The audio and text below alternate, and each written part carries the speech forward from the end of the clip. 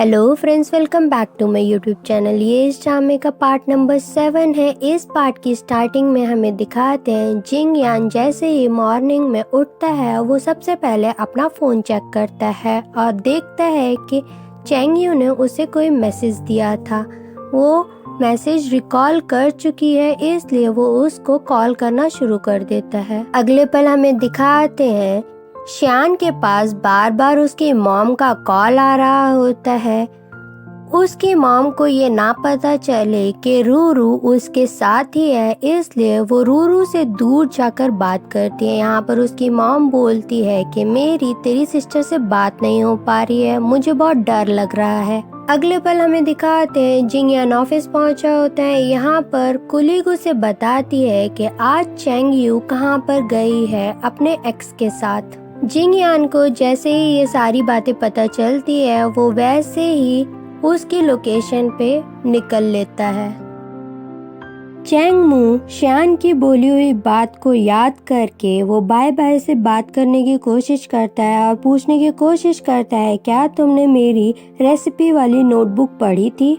Bye bye Chang मू को हाँ बोलते हुए बोलता है हाँ मैंने आपकी रेसिपी पढ़ी थी, क्योंकि मुझसे रहा नहीं जा रहा था कि आप क्या नया बना रहे हैं। मगर बाय बाय चैंग मू को पूरी तरीके से कन्विंस करता है कि मैंने उसको किसी को बताने की कोशिश नहीं की है, आप मेरे ऊपर शक ना करें। थोड़ी देर बाद बाय बाय को याद आता है कि जब उसने वो रेसिपी घर पर ट्राई की थी तब अपनी गर्लफ्रेंड को वो टेस्ट करवाई थी और यहाँ पर उसकी गर्लफ्रेंड ने सारी रेसिपी की रिकॉर्डिंग कर ली थी।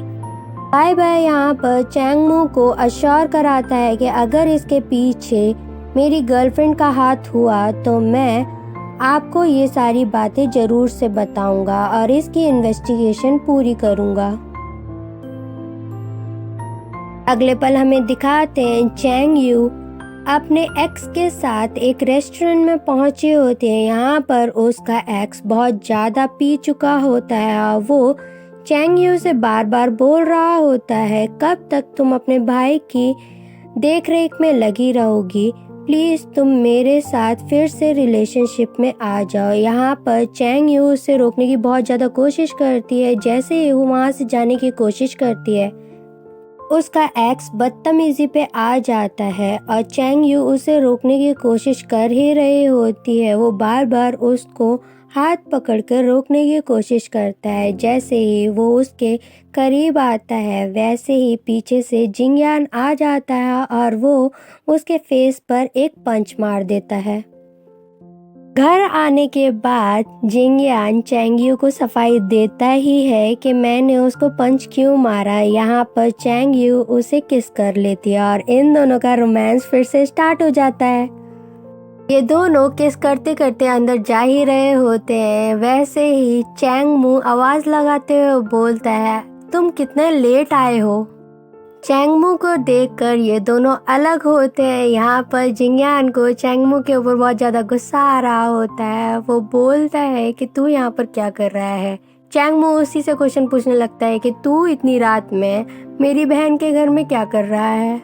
अगले पल हमें दिखाते हैं श्यान बहुत ज्यादा परेशान होती है क्योंकि चैंग मू अभी तक घर नहीं आया होता है। वो बार बार सोच रही होती है उस किस के चक्कर में क्या वो घर नहीं आएगा। चैंग यू को चैंग मू सारी बातें बता देता है कि वो आज रात घर क्यों नहीं जाना चाहता है। यहाँ पर चैंग यू से बोलती है मुझे लगता है श्यान को तुम्हें बता देना चाहिए कि तुम उसे लाइक करते हो। अगले दिन का सीन दिखाते हैं। यहाँ पर जिंग यान उससे पूछ रहा होता है तू श्यान को कब बताने वाला है। यहाँ पर चैंग मू से बताता है कि मैं उसको जल्द ही बताने की कोशिश करूँगा। यहाँ पर जिंग यान अपने सजेशन देना शुरू कर देता है तो चैंग मू उसे एक आईडी दिखाते हुए बोलता है कि मैं ऑलरेडी श्यान को मैसेज करता हूँ, बल्कि किसी और आईडी के नाम पर। अगले पल हमें दिखाते हैं चैंग मू श्यान से बात करने चाहता था। यहाँ पर श्यान ऑकवर्ड फील कर रही होती है और उसको अवॉइड करने की पूरी कोशिश कर रही होती है।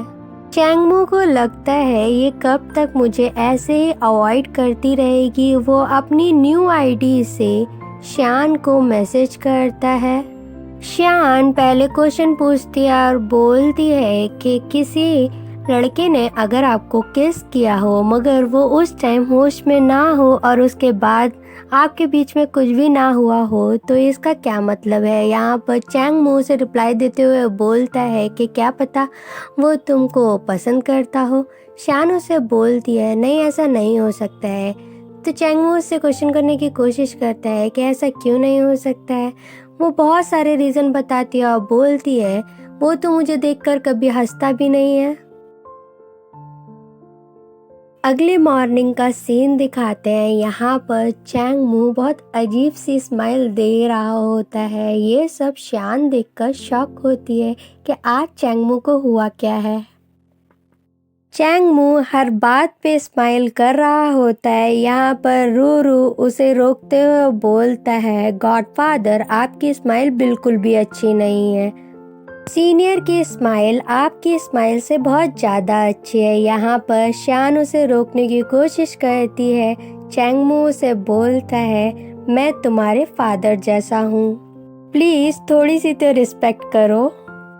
शान चैंगमू से क्वेश्चन पूछती है क्या बच्चे के लिए मॉम और डैड का होना दोनों का ज़रूरी है। यहाँ पर चैंगमू से रिप्लाई देते हुए बोलता है हाँ दोनों का होना बहुत इम्पॉर्टेंट है क्योंकि इससे बच्चे की अपब्रिंगिंग बहुत अच्छे से की जा सकती है। चैंग यू शान को बोलता है इस बार तो तुमने मुझसे ये क्वेश्चन पूछ लिया। ऐसे क्वेश्चन अगर तुम्हें पूछना हुआ करे तो प्लीज़ तुम मुझसे डायरेक्ट पूछ लेना मगर कभी भी रूरू के सामने ऐसी बातें मत करना। शान भी चैंगमू की सारी बातें समझ रही होती है और वो मैसेज करके अपने फ्रेंड को बताती है कि अगर कोई लड़का बार बार तुम्हें देखकर स्माइल कर रहा हो तो इसका क्या मतलब हो सकता है। यहाँ पर जैसे ही वो मैसेज सेंड करती है वो चैंगमू के मोबाइल पर फ्लैश होता है और जैसे ही शान को पता चलता है कि उसका नया फ्रेंड और कोई नहीं बल्कि चैंगमू है, उसे चैंगमू के आज के बिहेवियर का पूरा रीज़न पता चल जाता है। वो बार बार यही सोच रही होती है कि कैसे कल चैंगमू ने उसे बोला था कि क्या पता वो उसे लाइक करता हो। अगले पल हमें दिखाते हैं शान ये सोच के परेशान हो रही होती है कि कैसे अभी तक वो चैंगमू के सामने रहती आई है। ये सारी हरकतें सोच सोच कर शान को बहुत ज़्यादा एम्बैरेसमेंट फील हो रही थी। अगले पल हमें दिखाते हैं चैंगयू के पास शान की रिपोर्ट पहुंचती है। वो आजकल थोड़ा सा अच्छा नहीं परफॉर्म कर रही थी। यहाँ पर चैंगयू अपने कोवर्कर को बोलती है कि शान को ये रिपोर्ट सारी पहुंचा दी जाए सो डैट वो इम्प्रूव कर सके। अगले पल हमें जिंगयान को दिखाते हैं जिसके पास चैंगयू का कॉल आया होता है। वो आज रात कहीं जाने के लिए बोल रही होती है अगर जिंगयान फ्री होगा। यहाँ पर जिंगयान भी हामी भर देता है मगर पीछे बैठी हुई उसकी कोवर्कर एक्सक्यूज बनाते हुए बोलती है तुम्हें याद नहीं आज हमारी फुल नाइट ड्यूटी है और हमें पूरी रात शूटिंग करनी है। ये सुन के ही चैंगयू फोन कट कर देती है और बोलती है तुम अपने काम पर ध्यान दो। अगले पल हमें दिखाते हैं चैंगमू के पास बाय बाय पहुंचा होता है। यहाँ पर बाय बाय उसको सब कुछ सच सच बता देता है कि उसी की गर्लफ्रेंड ने डेजर्ट की रेसिपी चुराई थी और उसको कुछ पैसों के लिए स्वीट शॉप के साथ बेच दिया था। ये सब जानकर वो बोलता है अब मैं इस शॉप में काम नहीं कर पाऊंगा। चैंगमू उसकी सारी बात समझता है और यहाँ पर बाय बाय को बोलता है तुम ही मेरे पहले एम्प्लॉय थे जिसके साथ मिलकर मैंने इस सोल डेजर्ट शॉप को खोलने का आइडिया सोचा था, इसलिए तुमको मैं ऐसे तो नहीं जाने दे सकता। अगले पल हमें दिखाते हैं शान एम्बैरेसमेंट में होती है तो बोल देती है कि आज की डिशेस मैं करूँगी। चैंगमू उसे बोलता है नहीं नहीं तुम्हें करने की ज़रूरत नहीं है मैं कर दूंगी। यहाँ पर रूरू भी बोलता है क्यों आंटी, आप ही तो बोलती थी अभी तक कि मेरे को डिशेस करना पसंद नहीं है। रू यहाँ तक बोल जाता है कि पहले तो आप हमेशा यही बोलती थी कि अंकल ही डिशेस किया करेंगे। ये सब सुनकर चैंगमू भी हंसने लगता है और यहाँ पर शान की पोल खुल जाती है। शान चैंगमू को जब कपड़े फोल्ड करते हुए देखती है, उसको बोलती है ये काम मैं भी कर सकती हूँ, तुमको ये काम करने की जरूरत नहीं है, वैसे भी तुम शॉप से थके आ रहे आए होगे। ये दोनों ही एक दूसरे से कपड़े छीनना शुरू कर देते हैं, वैसे ही एक दूसरे के ऊपर आकर गिर जाते हैं। अगले पल हमें दिखाते हैं चैंग यू जिंगयान से बोलती है मैं अपने भाई के घर बहुत दिनों से नहीं गई हूँ, तो आज रात मैं वहाँ पर जाना चाहती हूँ। और जिंगयान भी उसे लेकर चैंगमू के घर पहुँच जाता है। जैसे ही ये दोनों चैंगमू के गेट पे पहुँचते हैं, वैसे ही कुछ अजीब अजीब सी आवाजें बाहर आ रही होती हैं। इन लोगों को लगता है कि शान और चैंगमू रोमांटिक मूड में हैं, इसलिए ये आवाजें आ रही हैं। रू अपनी आंटी को देखने बाहर आ ही रहा होता है, वैसे ही जिंगयान गेट खोल के रू को पकड़ लेता है और यहाँ पर शान और चैंगमू को बोलता है एटलीस्ट बच्चों के सामने तो ये हरकतें मत किया करो। चैंगमू उन दोनों को कोई सफाई दे ही पाता उससे पहले चैंगयू से बोल देती है अब तुम कंटिन्यू कर सकते हो।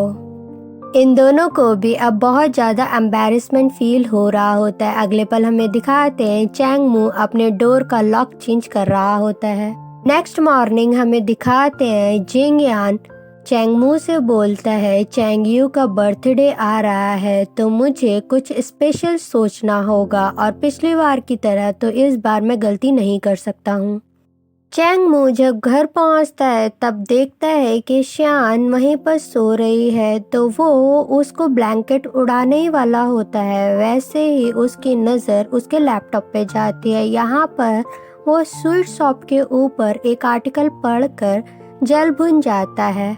शान की आँख खुल जाती है तो वो यहाँ पर बोलता है तुम स्वीट शॉप के ऊपर जो आर्टिकल लिख रही हो अगर जब कंप्लीट हो जाए तो मुझे बता देना, मैंने भी एक नया डेजर्ट बनाया है, उसे टेस्ट करने तुम कल मेरी शॉप पर आ जाना। यहाँ पर जैसे ही नेक्स्ट डे शान शॉप पर पहुँचती है, बाय बाय उसके पास पहुँचता है और बोलता है मैंने लास्ट टाइम आपको गलत जान लिया था, इसलिए मैं आपसे माफ़ी मांगना चाहता हूँ। शान भी उसको माफ़ कर देती है। ये सब पीछे खड़ा हुआ चैंगमू देख रहा होता है। वो शान के पास पहुँचता है और उससे रिव्यूज़ लेना शुरू कर देता है कि नया डेजर्ट उसको कैसा लगा।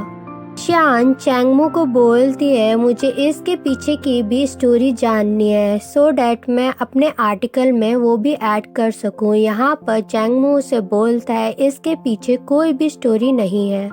शान अपने अंदाजे से बोलती है कि इसका टेस्ट थोड़ा सा खट्टा और थोड़ा सा मीठा है, क्या तुमने इसको जेलिसी में रहते हुए बनाया है? यहाँ पर वो पूछ ही लेती है कि तुमको किस बात की जेलिसी थी। चैंगमू उसे मना करते हुए बोलता है ऐसा तो नहीं है।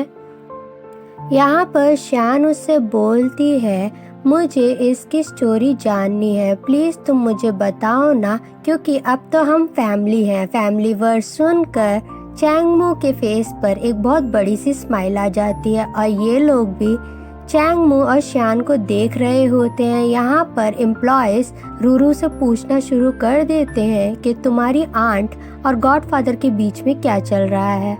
चैंगमू शान को कोई भी ढंग से रिप्लाई नहीं दे रहा होता है तो शान का मुंह बन जाता है और बोलती है कि आज शाम मैं नहीं आ पाऊंगी, रू को आज शाम तुमको ही संभालना होगा। वो यहाँ पर ये बहाना देकर जाती है कि मेरे सीनियर्स की पार्टी है और मुझे इनवाइट किया गया है, इसलिए मैं वहाँ जा रही हूँ, और ये बोलकर वो चली जाती है। पहले तो चैंगमू उसे जाने के लिए अलाउ कर देता है। जैसे ही चैंगमू वहाँ से उठ के जाने ही वाला होता है, शान अपने मन में सोचती है ये कैसा इंसान है, इसने कुछ भी नहीं बोला।